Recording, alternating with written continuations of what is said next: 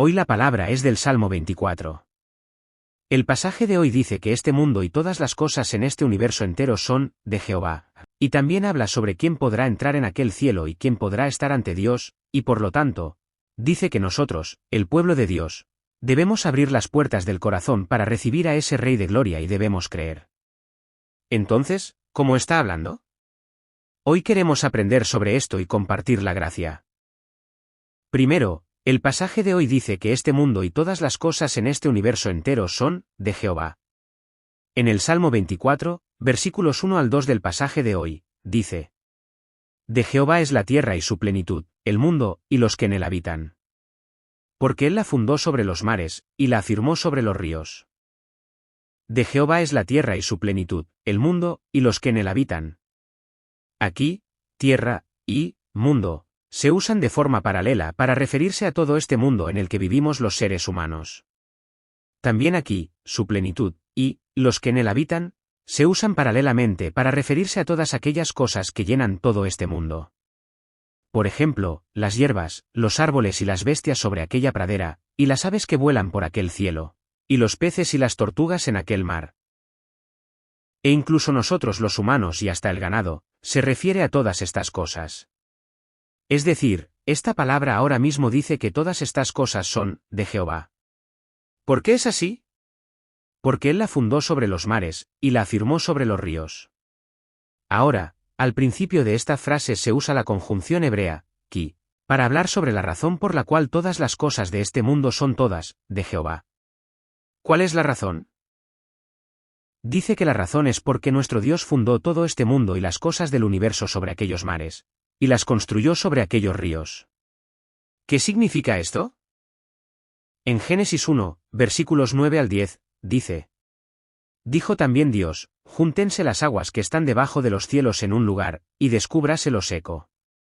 Y fue así. Y llamó Dios a lo seco tierra, y a la reunión de las aguas llamó mares. Y vio Dios que era bueno. Dijo también Dios, júntense las aguas que están debajo de los cielos en un lugar, y descúbrase lo seco. Y fue así. Ahora, esta palabra habla sobre la creación de nuestro Dios. No, esta palabra es una expresión sinécdoque que muestra representativamente una faceta de la creación de nuestro Dios. Es decir, el pasaje de hoy, sobre la razón por la cual todas las cosas que hay en este mundo son, de Jehová, dice que es porque Dios creó todo este mundo y todas las cosas de este universo entero. No, que este mundo y todas las cosas de este universo entero son todas criaturas de Dios hechas y creadas por Dios. Dios hizo la tierra, el mar y los ríos, y también hizo todos los seres vivientes que hay en aquella tierra, los seres vivientes que hay en aquel mar y los seres vivientes que hay en los ríos. Las bestias que juegan en aquella pradera y las aves que vuelan por aquel cielo y los peces que hay en aquel mar, no, que Dios hizo incluso a todos nosotros los humanos. Todo es de Jehová. Por lo tanto, este mundo y todas las cosas de este universo entero son todas de Jehová. ¿No es así? Nosotros también, cuando íbamos a la escuela primaria, recordamos haber hecho alguna escultura en alguna clase de arte.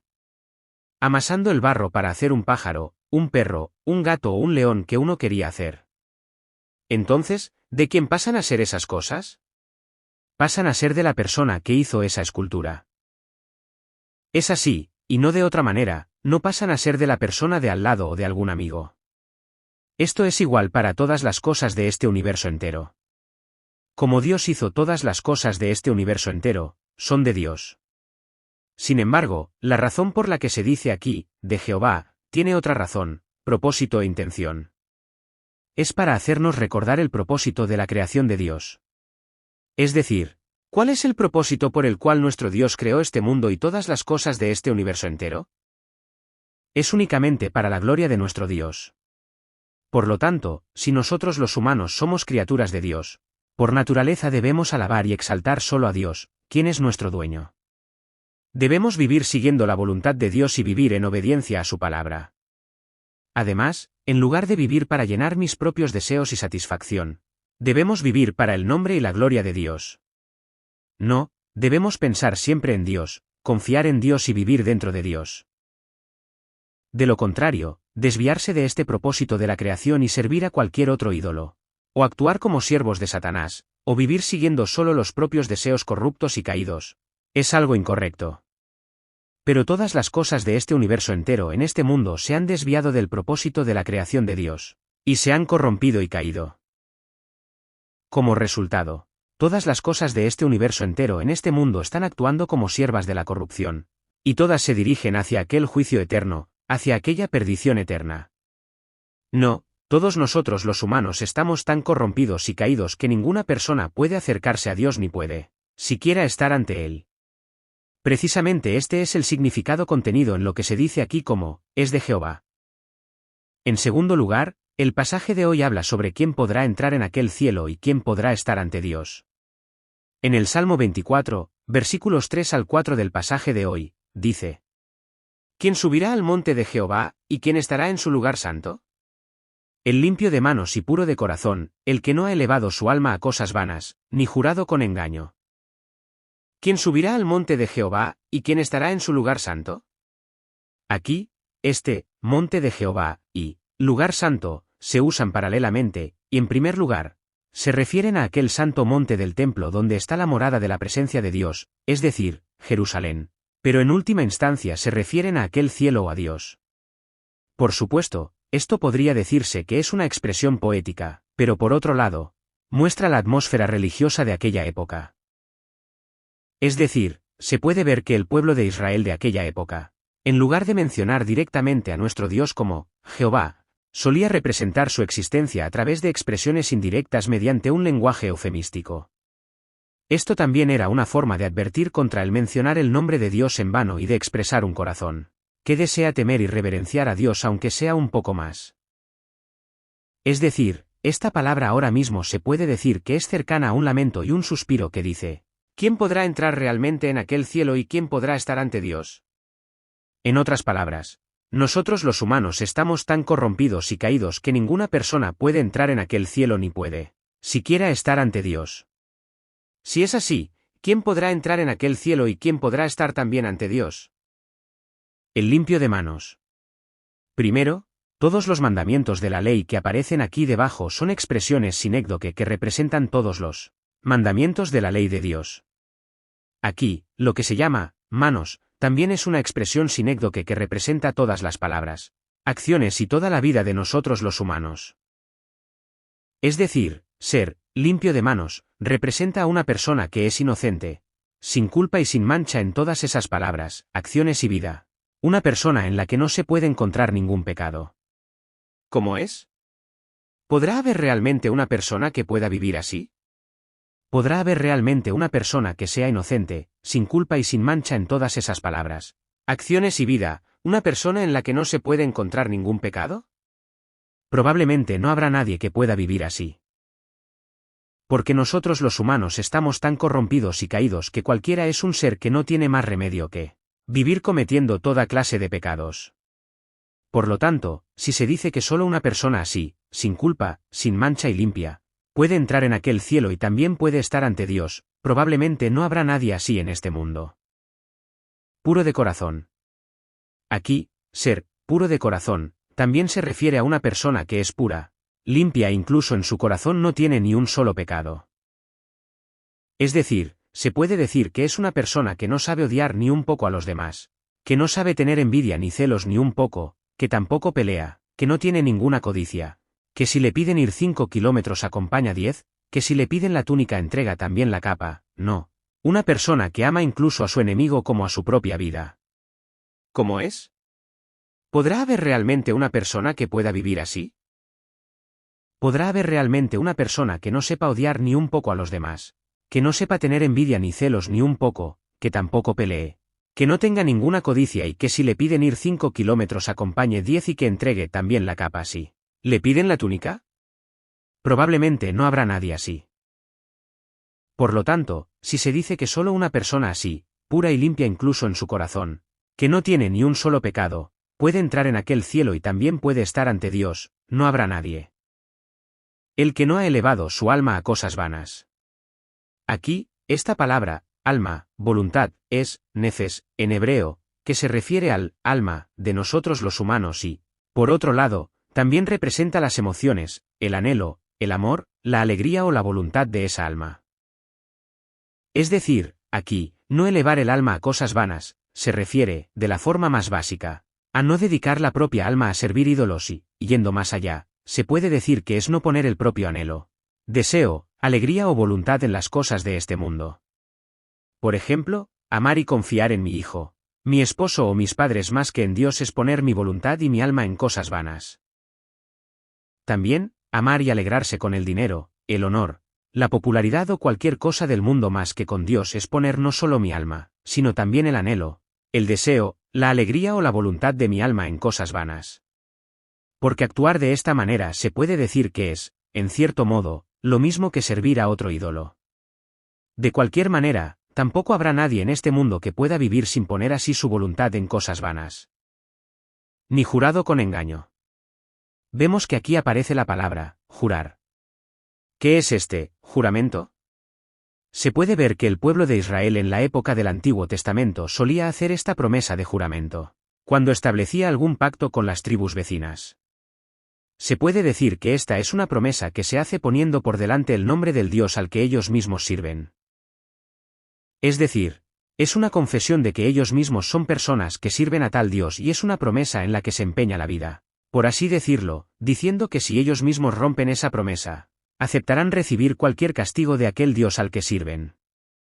Por lo tanto, una persona que jura con engaño, es decir, una persona que rompe y quebranta a la ligera la promesa que hizo, se puede decir que es alguien que niega al Dios al que sirve por sí mismo y que lo ignora y desprecia profundamente. Por eso, en la ley de Moisés se prohíbe estrictamente jurar falsamente. De lo contrario, en cualquier momento, sea cual sea la promesa, una vez que se ha hecho un juramento, se debe cumplir sin falta arriesgando la vida. Pero, ¿cómo somos los humanos? Podemos ver que siempre somos diferentes por la mañana y por la noche, sin cumplir las palabras o promesas que hicimos. En algunos momentos, ni siquiera se recuerdan las palabras del juramento que se hizo. Bien. ¿Cómo es? El pasaje de hoy dice que solo las personas así, de las que hemos hablado hasta ahora, podrán entrar en aquel cielo y también podrán estar ante Dios. Es decir, una persona cuyas acciones no tengan ni la menor mancha ni el menor pecado, no, una persona que ni siquiera en su corazón cometa pecado, y una persona que ame a Dios más fervientemente que cualquier otra cosa en este mundo, y una persona que no sepa mentir ni un poco, etc. Dice que solo personas así podrán entrar en aquel cielo y también podrán estar ante Dios. Bien. Entonces, ¿cuántas personas podrá haber realmente que puedan vivir así? Probablemente, según mi parecer, creo que no habrá ni una sola persona en este mundo que pueda vivir así. Es decir, todos nosotros los humanos somos seres que no tenemos más remedio que morir eternamente, sin poder entrar en aquel cielo ni poder estar ante Dios. Entonces, ¿por qué David está hablando así aquí? Como si al cumplir y realizar todas estas leyes se pudiera entrar en aquel cielo y se pudiera estar ante Dios. Eso es igual a la razón por la cual nuestro Dios le dio la ley a Moisés. Entonces, ¿cuál es la razón por la que Dios le dio la ley a Moisés? También en Romanos 3, versículo 20, dice: ya que por las obras de la ley ningún ser humano será justificado delante de él, porque por medio de la ley es el conocimiento del pecado. Porque por medio de la ley es el conocimiento del pecado. Dice que la ley no fue dada para salvar a nosotros los humanos, sino que fue dada para hacernos reconocer el pecado. Es decir, la razón por la que Dios le dio la ley a Moisés es para que el pueblo de Israel reconozca el pecado y reconozca que, debido a ese pecado, no han tenido más remedio que morir eternamente, para que finalmente, al creer en el mérito de la sangre del Mesías que Dios envía, sean justificados gratuitamente, se conviertan en el pueblo de Dios y puedan estar ante Dios, ¿no? Para hacer que puedan entrar en aquel cielo. No, la Biblia siempre habla de esto de esta misma manera. La Biblia, desde el principio hasta el fin, declara que nosotros los humanos somos seres que recibimos el juicio eterno y no tenemos más remedio que morir, eternamente debido al pecado. Por lo tanto, para ser salvos de tal desesperación y ruina, se debe aceptar y creer en el mérito de la sangre del Mesías que Dios envía. Esto es igual para David. Lo que David quiere decir a través del pasaje de hoy es exactamente lo mismo que esto. No es diferente ni un poco. Nosotros los humanos, a través de la ley de Dios, Debemos saber y reconocer qué seres tan corruptos y caídos somos. También, debemos saber que, debido a tal pecado, cualquiera de nosotros está caído en medio de aquella perdición eterna, y debemos aceptar y creer en el Mesías, en el mérito de aquella sangre que Dios envía. Y que solo una persona así es llamada justa gratuitamente ante Dios, se convierte en pueblo de Dios y podrá entrar en aquel cielo y también podrá estar ante Dios. También en el Salmo 24, versículos 5 al 6 del pasaje de hoy, dice: Él recibirá bendición de Jehová, y justicia del Dios de salvación. Tal es la generación de los que le buscan, de los que buscan tu rostro, oh Dios de Jacob. Selah. Él recibirá bendición de Jehová, y justicia del Dios de salvación. Aquí, esta persona llamada, él, se refiere a alguien que conoce su propia insuficiencia y carencia, y que a través de esta ley reconoce que es el pecado, y reconoce que él mismo ha llegado a morir eternamente debido a estos pecados, y cree en el mérito de la sangre del Mesías que Dios envía. También aquí, justicia, se refiere a la justicia de Dios, que se reviste sobre aquellos que creen en el mérito de la sangre del Hijo unigénito. Es decir, se puede ver que Dios elimina todos los pecados de todo aquel que cree en el mérito de la sangre del Hijo unigénito y lo declara justo gratuitamente, y se refiere precisamente a esto. Es decir, esta palabra ahora mismo significa que quien reconozca a través de esta ley que es un ser que no tiene más remedio que morir eternamente y crea en el Mesías, en el mérito de la sangre del Hijo unigénito enviada por Dios, recibirá la eliminación de todos sus pecados y será declarado justo gratuitamente. No, que solo una persona así, al recibir la bendición de Dios, podrá estar ante Dios y podrá entrar en aquel cielo. Tal es la generación de los que le buscan, de los que buscan tu rostro, oh Dios de Jacob. Selah.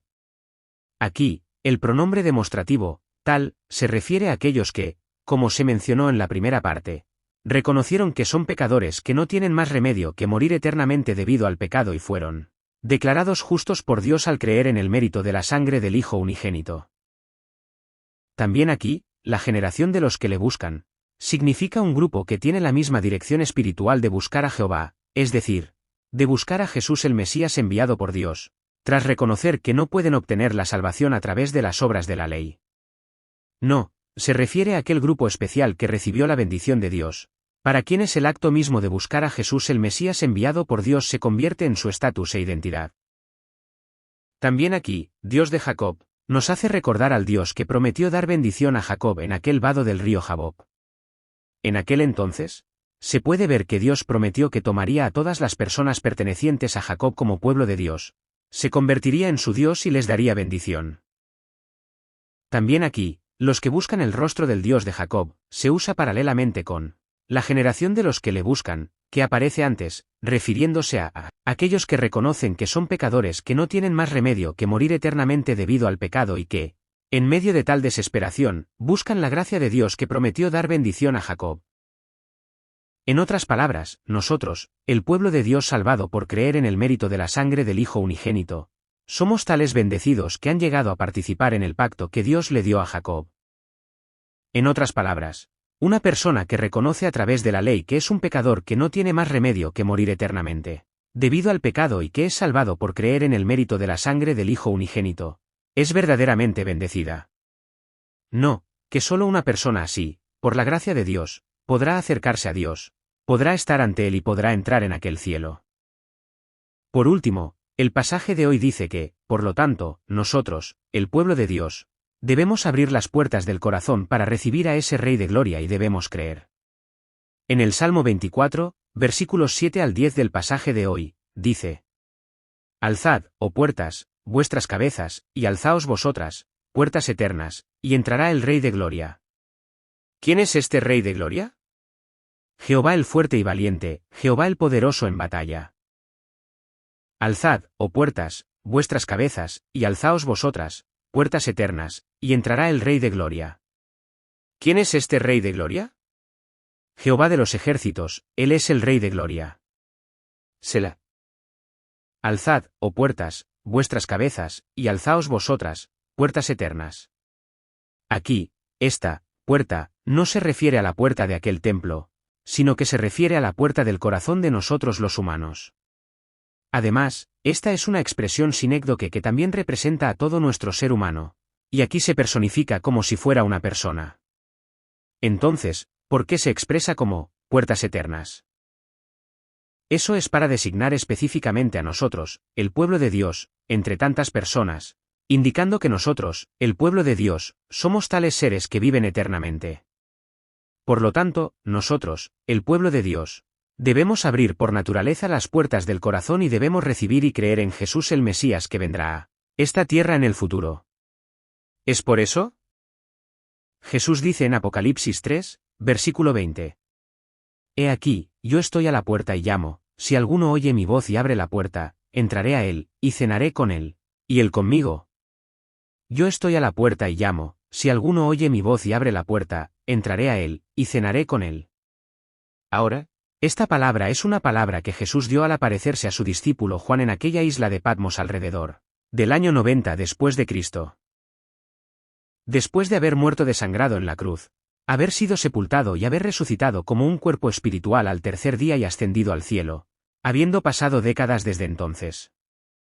Ahora, esta palabra también dice que nuestras vidas deben abrir las puertas del corazón y recibir a nuestro Jesús, el Mesías que vino a esta tierra, estar con él, compartir comunión y también alabarlo y exaltarlo.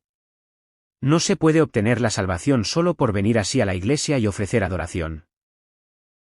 Tampoco se recibe la salvación solo por venir así a la iglesia y hacer servicio, entregar ofrendas y ofrecer oraciones.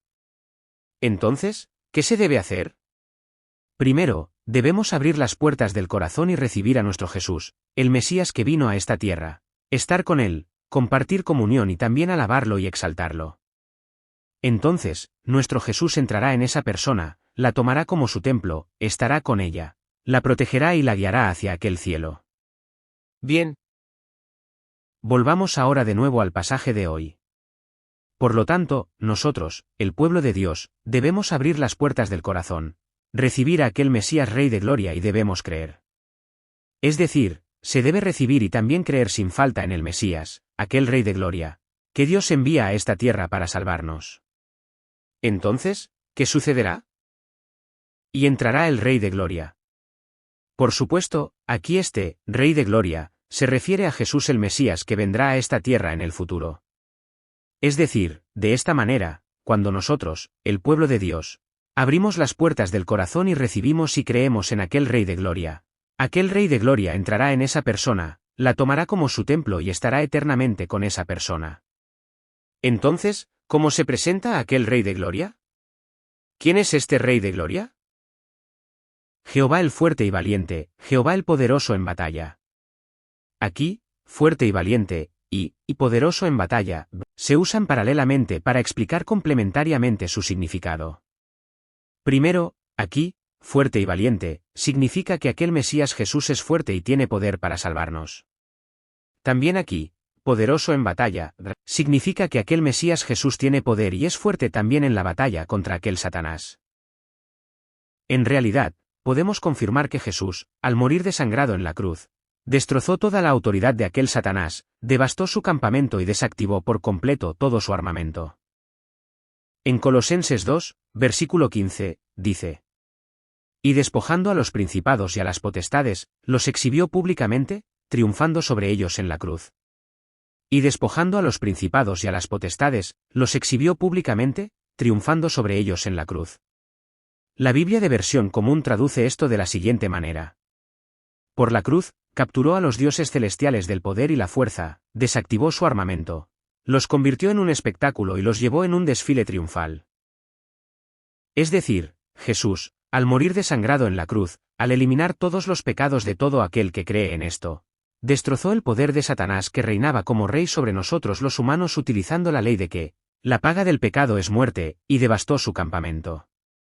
También, viendo en Apocalipsis capítulo 19, podemos ver que Jesús está llevando a cabo guerras contra las fuerzas de Satanás incluso en este momento, para salvar a su propio pueblo elegido desde antes de la eternidad. Como si montara un caballo blanco en un campo de batalla y librara un combate, podemos verlo actuando incansablemente aquí y allá junto con aquellos que le siguen. Es decir, a través de los obreros del Evangelio que le siguen, les hace proclamar, Jesús cielo, incredulidad infierno, y también podemos ver que envía misioneros a aquella África y a la selva del Amazonas. De esta manera, este Mesías Jesús es alguien fuerte y poderoso para salvarnos, no. Alguien fuerte en la batalla espiritual contra aquel Satanás. Pero aquel Mesías Jesús es nada menos que Jehová Dios. No, aquel Mesías Jesús es alguien igual a Jehová Dios. Entonces, ¿qué se debe hacer? Alzad, oh puertas, vuestras cabezas, y alzaos vosotras, puertas eternas, y entrará el Rey de Gloria. Por lo tanto, el pueblo de Dios debe abrir por naturaleza las puertas del corazón y debe recibir a aquel Mesías, a aquel Rey de Gloria, y debe creer. Entonces, aquel Rey de Gloria, aquel Jehová Dios, entrará en vosotros, os tomará como templo y estará siempre con vosotros en todo momento. Mientras tanto, el pasaje de hoy enfatiza una vez más, pero no gobierna de cualquier manera, sino que significa que es un Dios que gobierna y dirige todo según su voluntad de forma ordenada, perfecta y sin el menor desorden, como si dirigiera un ejército. Precisamente por eso, este plan de salvación de Jehová Dios se cumplirá perfectamente sin el menor error. No, aquel Mesías Jesús es Jehová Dios, fuerte y poderoso para salvar, no, alguien fuerte en la batalla contra aquel Satanás. Esta misma persona es el Mesías Jesús que vendrá a esta tierra en el futuro para salvarnos, y es el Rey de Gloria. Alzad, oh puertas, vuestras cabezas. Dios. Gracias. Se lo agradezco. Lo amo. Le doy gracias por enviarnos a aquel Mesías Rey de Gloria para salvarnos. Denos su bendición para que nosotros, al recibir, aceptar y creer en aquel Mesías, Rey de Gloria, Jehová Dios, podamos entrar en aquel cielo y ser personas que estén ante Dios. Bendigo y oro en el nombre de Jesús. Amén.